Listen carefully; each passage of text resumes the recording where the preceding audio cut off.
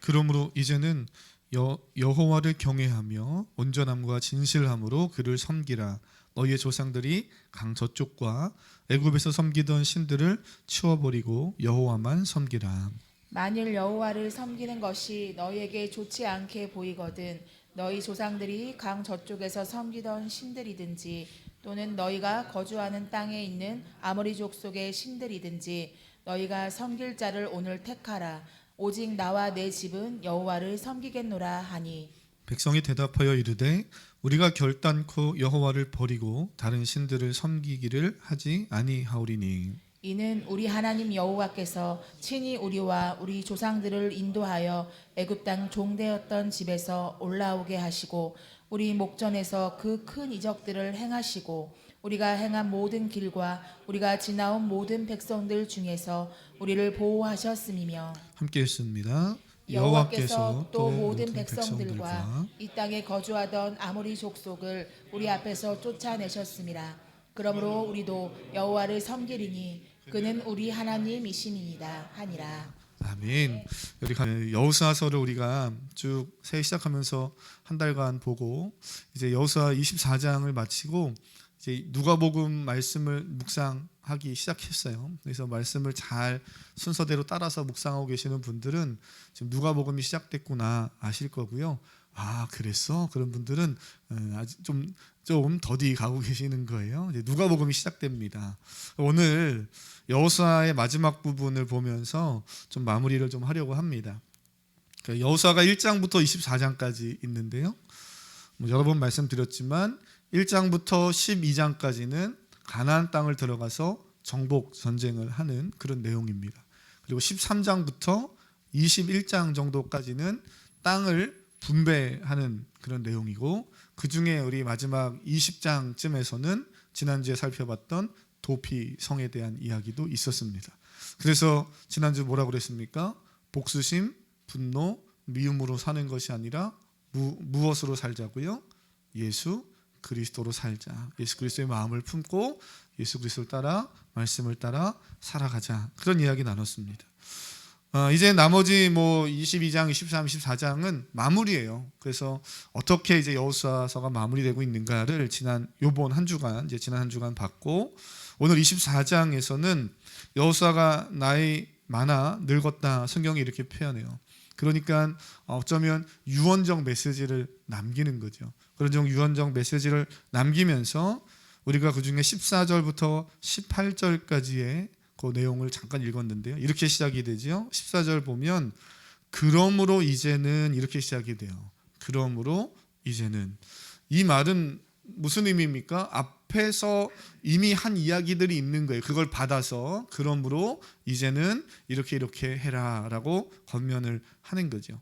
그 앞부분의 내용을 좀 주목해 볼 필요가 있습니다. 1절부터 13절까지의 그 긴 내용이지만 간략하게 보면 한번 1절과 3절의 말씀을 눈으로 한번 이렇게 보세요. 여호수아가 1절에 이스라엘의 장로들, 그리고 수령들, 재판관들, 관리들, 다시 말하면 리더들을 쭉 불러 모으지요. 그리고 이야기를 시작합니다. 이야기를 시작하는데 아브라함의 아버지 나홀의 아버지 데라가 강 저쪽에 거주하며 하면서 2절에서 이야기를 해요. 그리고 3절 보면 이삭의 이야기를 합니다. 계속해서 어떤 이스라엘의 역사를 쭉 훑고 내려가요.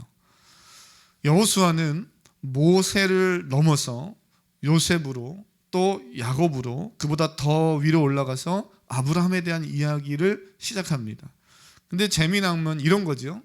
너희의 할아버지의 할아버지가 그 할아버지의 할아버지가 이렇게 이야기를 하고 있는 거예요. 그런데 우리가 교회를 좀 다닌 성도님들 정도면 충분히 이해하실 것 같은데요.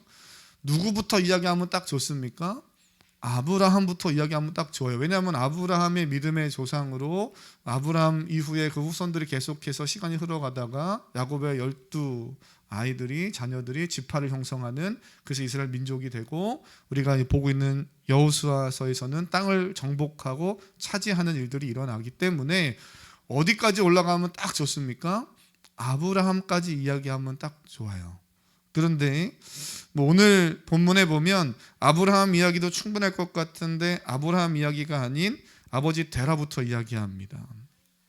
이 이야기는 사진을 하나 이렇게 제가 보내놨는데요. 사진을 한번 보시면 이게 지금 좀 잘 안 보일 수도 있겠지만 그냥 저 빨간 선만 보면 아브라함이 오른쪽 요 끝에가 그 하란 갈대아 우르거든요. 갈대아 우르에서 삼각형 꼭지점으로 쭉 올라간 곳이 하란입니다. 그러니까 아브라함이 그렇게 하나님의 부르심을 받고 이동해서 이집트 애굽으로 내려가고 애굽 땅에서 그들이 노예 생활하다가 모세를 통해서 출애굽해서 이렇게 빨간색 막 꼬불꼬불된 그 광야 길을 한 38년 정도 이렇게 소비하고 지내다가 결국에는 이렇게 해서 들어간 곳이 어디인가 확장하면 그 다음 그림의 요 사진입니다. 그 다음 요 부분이 이제 이렇게 딱 들어간 거예요. 광야 38년을 쭉 돌다가 이스라엘 백성들이 위에 갈릴리 맨 밑에 사해 그 사이에 요단강을 딱 건너서 여리고성 전투하고 그리고 남부 지역, 북부 지역 이렇게 정복하고 그리고 지금 보면 색깔별로 12지파가 다 땅을 분배받은 거죠. 여기까지의 이야기를 짤막하게 저도 이야기했고 1절부터 13절까지 여호수아가 쭉 훑으면서 짧게 이야기를 한 겁니다. 근데 짧게 이야기했지만 이 이야기가 여러분이 보고 있는 우리가 보고 있는 성경으로 하면 창세기 12장의 아브라함의 부르심부터 시작해서 창세기 그다음 뭡니까? 그렇습니다. 출애굽기 그다음에요. 레위기 그다음에 민수기 혼미한 분들이 몇 분 계시군요. 그다음 뭐예요? 신명기 그다음에 우리가 보고 있는 여호수아잖아요. 이 여호수아 전까지의 창세기, 출애굽기, 레위기, 민수기, 신명기에 해당하는 그 시간의 흐름을 짤막하게 다 훑은 거예요. 그러니까 이스라엘 역사를 여호수아가 짧게 이야기를 해준 거죠. 너희의 할아버지 때부터 그 할아버지의 할아버지 때부터 그러면서 결국 아브라함에 대한 이야기로 시작을 합니다. 그런데 주목해야 될 것은 아브라함에서 시작하지 않고 한 세대 더 올라가서 아브라함의 아버지인 데라 이야기부터 하고 있다는 거예요. 이 이야기를 우리는 주목해야 됩니다. 왜 여호수아가 아브라함의 아버지 데라를 등장시켰을까? 성경을 보면 여호수아가 그 데라 이야기를 하는 그 부분의 2절 후반부 보면 뭐라고 설명합니까?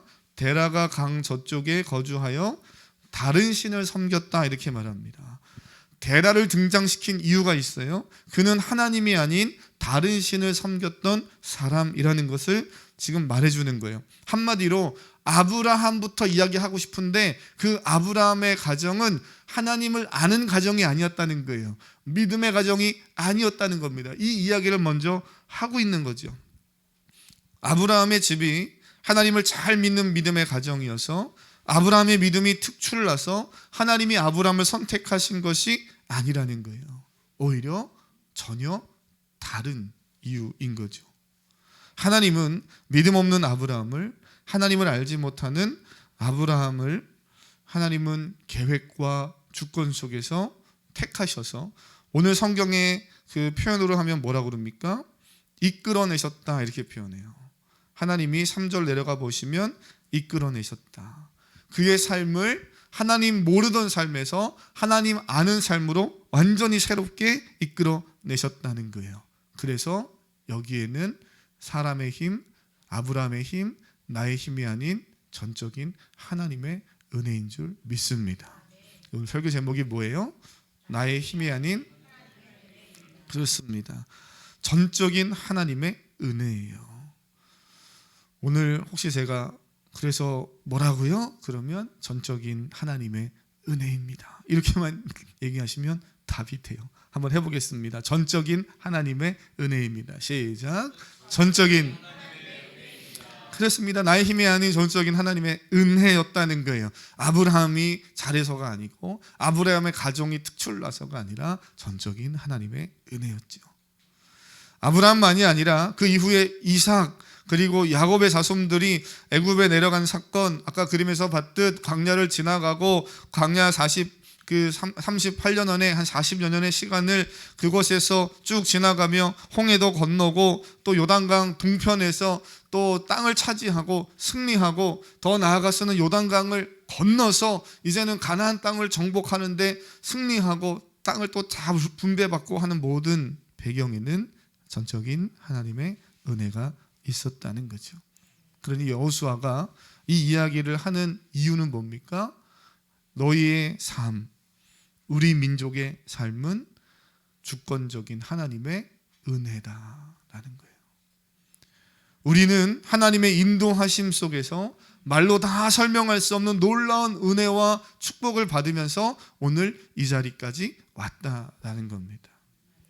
이 모든 것은 우리의 힘, 우리의 노력의 결과물이 아니고 전적인 하나님의 은혜라는 거예요. 그래서 이 고백은 우리가 동일하게 우리도 오늘 이 시간 해낼 수 있어야 됩니다. 저는 여러분의 삶 안에 이 고백이 있기를 축복합니다. 그래서 우리가 예수님을 알고 믿기 전에는 다 혼자 힘으로 살았어요. 그렇죠? 송현이가 그냥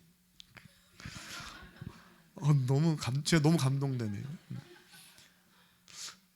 얼마나 지금까지 아직 20살이 안 된 10대의 삶을 살고 있으니까 10여 년에 넘는 이제 인생을 살면서 인생을 돌아볼 때 지금까지 정말 내 힘으로 살았구나. 얼마나 공감이 되면 힘들어요. 근데 아마 우리 성도들 다 공감되실 거예요. 중년의 삶을 살고 자녀를 키워보신 분들은 그래 정말 이게 내 힘으로 사는 게 아닌데. 근데 많은 사람들이 하나님 알기 전에는 다 자기 힘으로 삽니다. 자기 힘으로 열심히 살면 될 수 있다는 나름대로의 자기 체면과 자기 확신 그리고 그런 열정을 가지고 살아요. 그런 열정이 필요 없다는 거 아닙니다. 열심히 최선을 다해 살아야 되죠. 그런데 우리의 삶에 전혀 하나님 없이 자기 힘으로만 살면서 성경의 표현으로 하면 수고하고 무거운 짐을 내가 다 지고 가던 그 삶에서 하나님이 나의 삶에 찾아와 주시고 나를 만나 주시고 내가 예수 그리스도를 통해서 하나님의 자녀 되는 은혜를 하나님이 주권적으로 하나님의 절대적인 은혜 가운데 우리에게 허락하셨다는 거죠. 오늘 이 사실을 기억하는 사랑하는 성도님 될 수 있기를 바랍니다. 그래서 우리는 늘 이 고백이 있어야 돼요. 하나님의 주권적인 선택과 부르심을 받아 그리스도인이 됐습니다. 태어나 보니까 우리 집이 아빠가 목사님이어서 그래서 나는 그냥 그리스도인이야 이게 아니고요. 하나님을 인격적으로 만나고 정말 예수님 없이는 하나님 없이는 난 살 수 없는 존재구나라는 그런 신앙의 고백을 가지고 하나님과의 깊은 그런 만남을 갖는 그 절대적인 하나님의 은혜가 내 삶에 들어오는 그 순간 우리는 진정 그리스도인의 삶을 사는 거예요. 그리고 그곳에서 하나님의 놀라운 은혜와 축복을 우리는 또 경험하는 줄 믿습니다. 그래서 저는 우리 예배하는 성도님들이 이미 그렇게 삶을 사셨지만 올 한 해 특별히 참 많이 혼란하고 어려운 시대라고 하잖아요. 혼자 힘으로 살지 않고 하나님과 함께 하나님이 주시는 은혜로 살아가길 축복합니다. 바울이 그랬어요. 나는 성령 하나님과 동행하고 하나님이 주시는 힘으로 기동한다. 하나님이 주는 힘으로 움직이고 살아간다는 거죠. 인간은 절대 혼자 사는 존재가 아닙니다. 사람과의 관계에서도 혼자 사는 거 아니에요. 저는 우리 청년들이 이왕이면 좋은 믿음의 배우자들을 또 잘 만나서 가정을 이루고 또 함께 사는 그 은혜를 기쁨을 저는 다 누리며 살 수 있기를 기도합니다. 인간은 혼자 사는 존재가 아니잖아요. 근데 사람과의 사람 만남 중요하듯이 더 중요한 만남이 있는데 살아계신 하나님과의 만남인 거예요. 그 하나님을 반드시 만나야 되고 예수 그리스도 성령 안에서 하나님과 교제하고 소통하는 거죠. 올 한 해에 어떤 일을 만나든지 순간순간 그래 하나님이 내 삶에 이렇게 찾아오셨어. 하나님이 나를 주권적으로 만나주셨어. 순간순간 하나님이 내 삶에 이렇게 인도하셨어. 고백하는 고백이 여러분의 삶 안에 가득하길 주님의 이름으로 축복합니다. 옆 사람을 그렇게 믿음으로 축복하면 좋겠어요?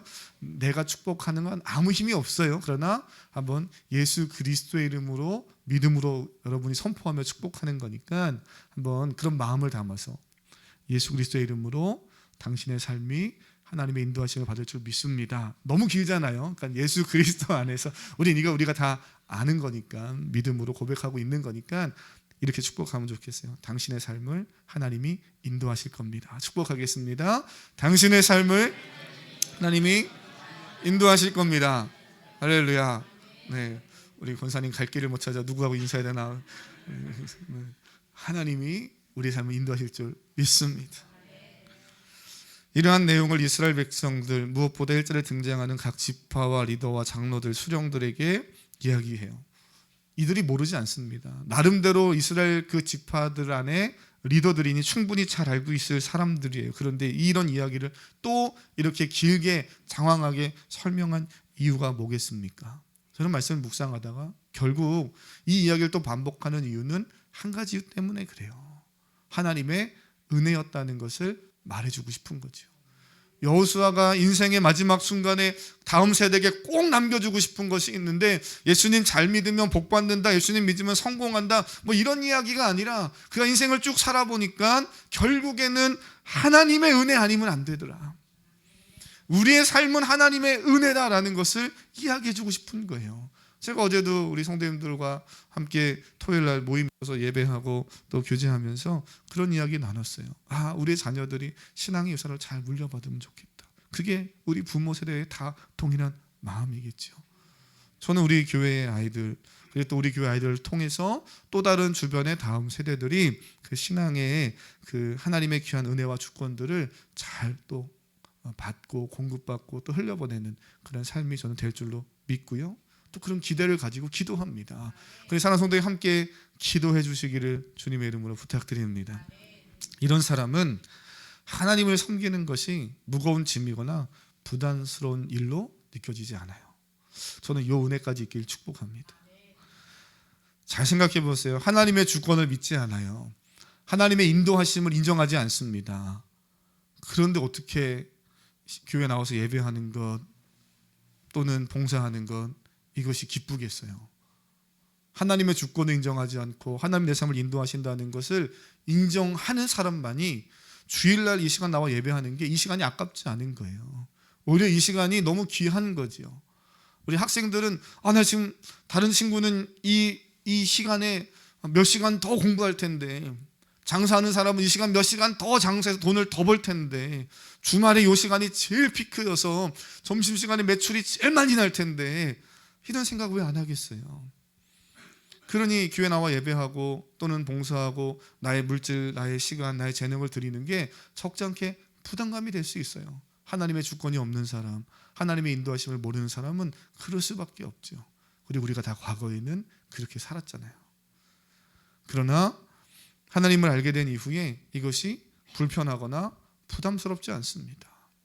저는 여러분의 삶 안에 이러한 은혜까지 있기를 축복합니다. 교회에 나와 예배하는 것이 불편한 일이 아닌 거죠. 어느 순간인가 유혹이 밀려오기 시작해요. 왜요? 주변에 하나님 믿지 않는 사람들, 대부분의 세상 사람들은 다 자기 힘으로 살기 때문에 그래요. 그리고 자기 힘으로 조금 더 이 시간 내가 교회 가서 뭐 하는 그 시간에 내가 어떤 목적을 이루기 위해서 할 그 일을 더 열심히 해야지 하는 그 세상의 방식이 계속 내게 유혹처럼 밀려오지요. 거기서 하나님의 주권, 하나님의 인도하심을 인정하지 않고 그 믿음과 그 은혜를 경험해 오지 않은 사람이 그 삶을 뚫고 간다는 것은 여간 쉽지 않은 일이에요. 하나님이 은혜를 주시고 힘을 주셔야 가능한 거죠. 오늘 이 자리에 오신 거 그냥 온 것이 아니고요. 하나님이 여러분이 이곳에 올 수 있도록 그 모든 유혹과 그 모든 장애물을 뚫고 오게 하시는 그래도 은혜를 주셨기 때문인 줄 믿으시기 바랍니다.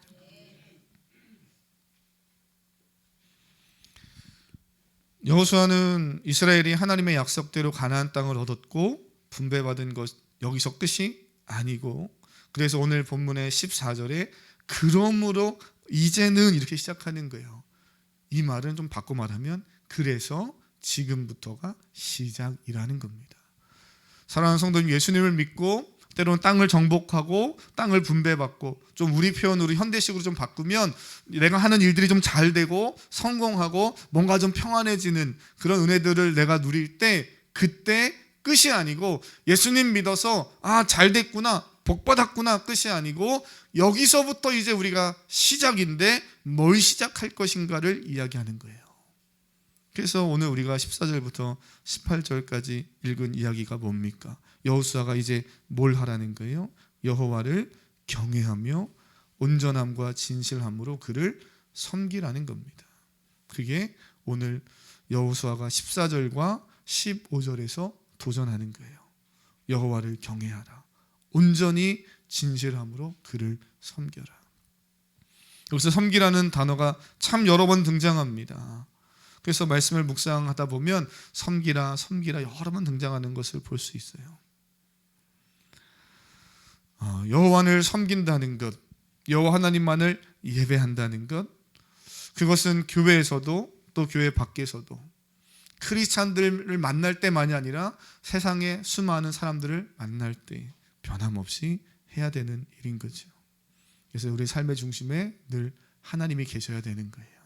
여러분의 삶에 올 한 해 하나님이 계시기를 축복합니다. 우리가 표현은 하나님이 함께 하십니다.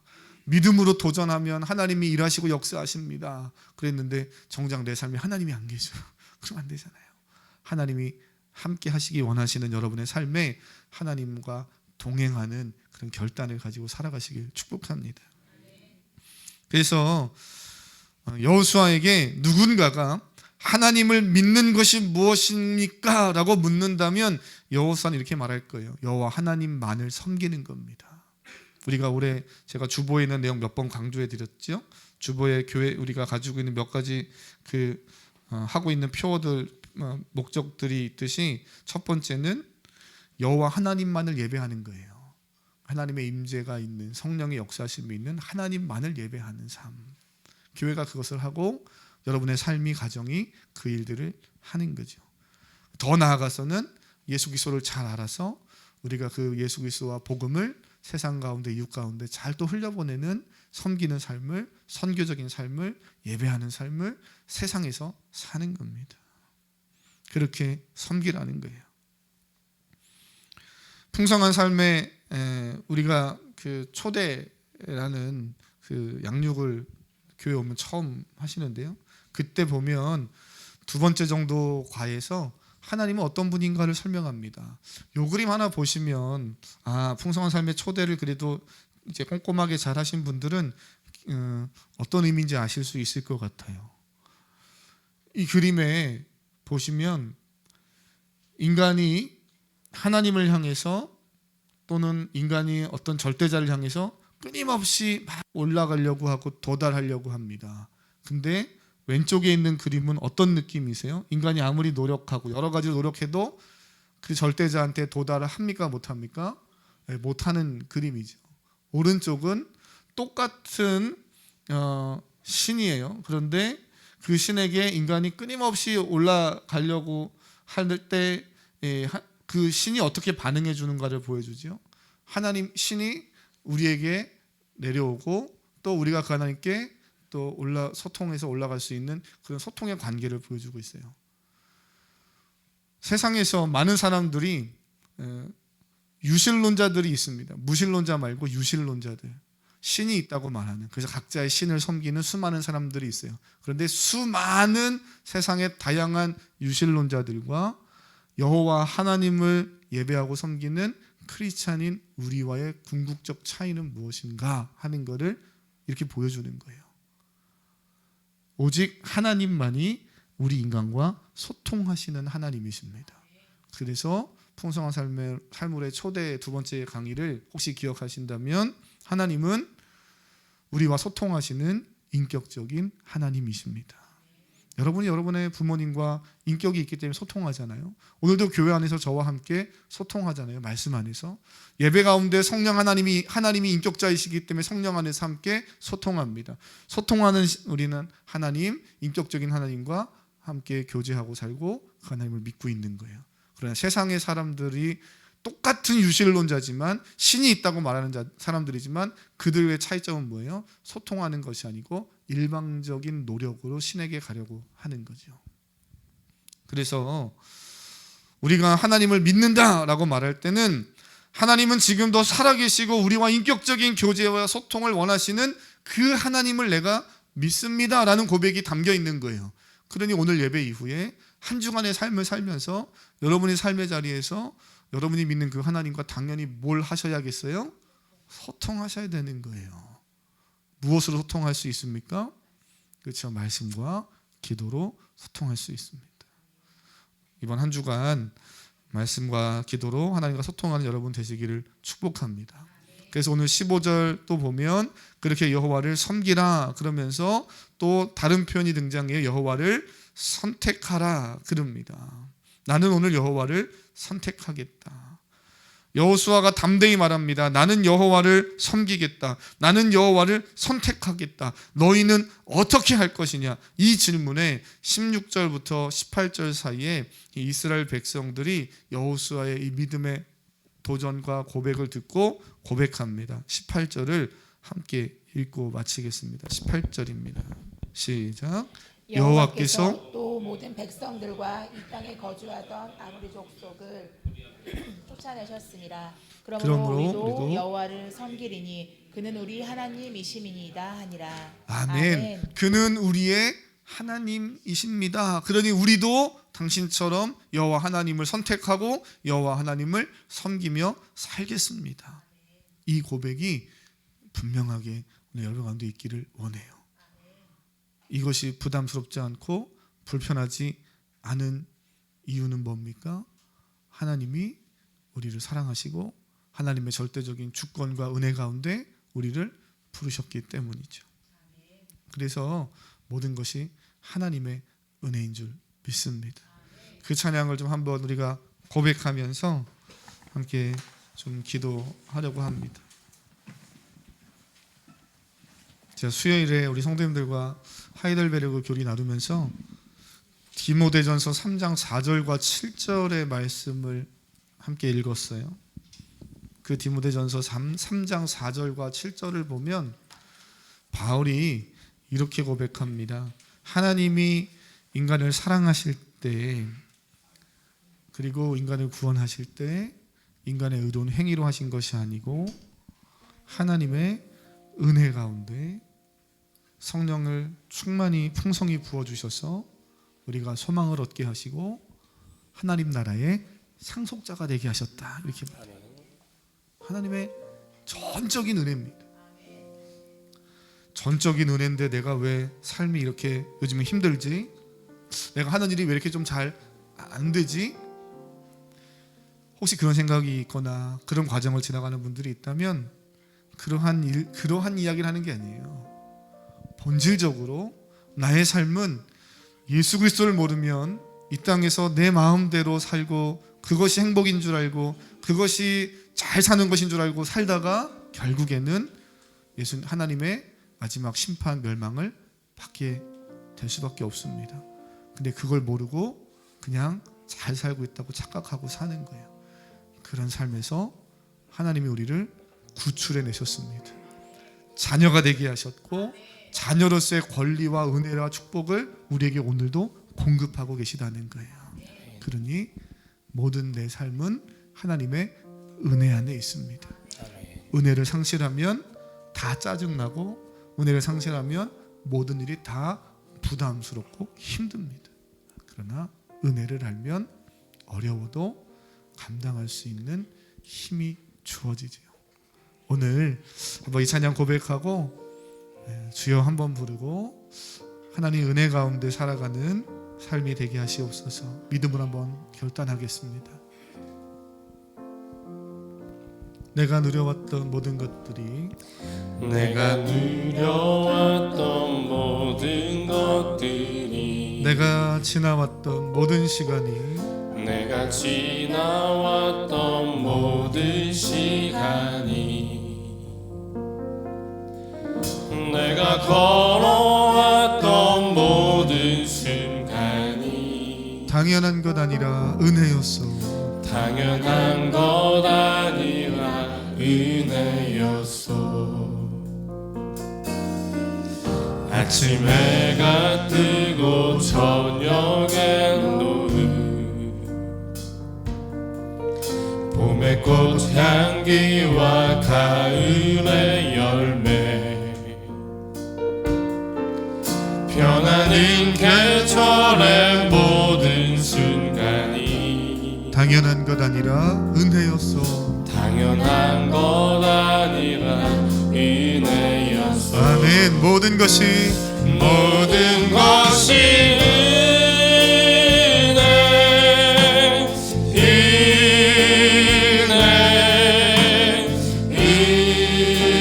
은혜 한없는 은혜. 내 삶에 당연한 건 하나도 없었던 것이 모든 것이 은혜. 우리 마음을 들여서 고백합니다. 모든 것이 모든 것이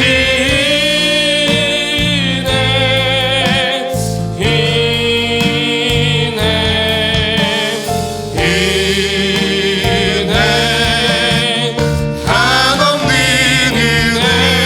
내 삶에 당연한 건 하나도 없었던 것이 모든 것이 은혜. 우리 마지막으로 한번 두 손 높이 들고 모든 것이 모든 것이 은혜.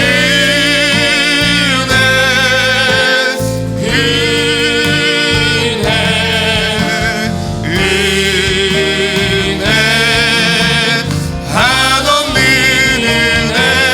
내 삶에 당연한 건 하나도 없었던 것이 모든 것이 우리 믿음으로 주여 한번 부르고 하나님 앞에 그 은혜를 고백하기를 원합니다. 기도하겠습니다. 주여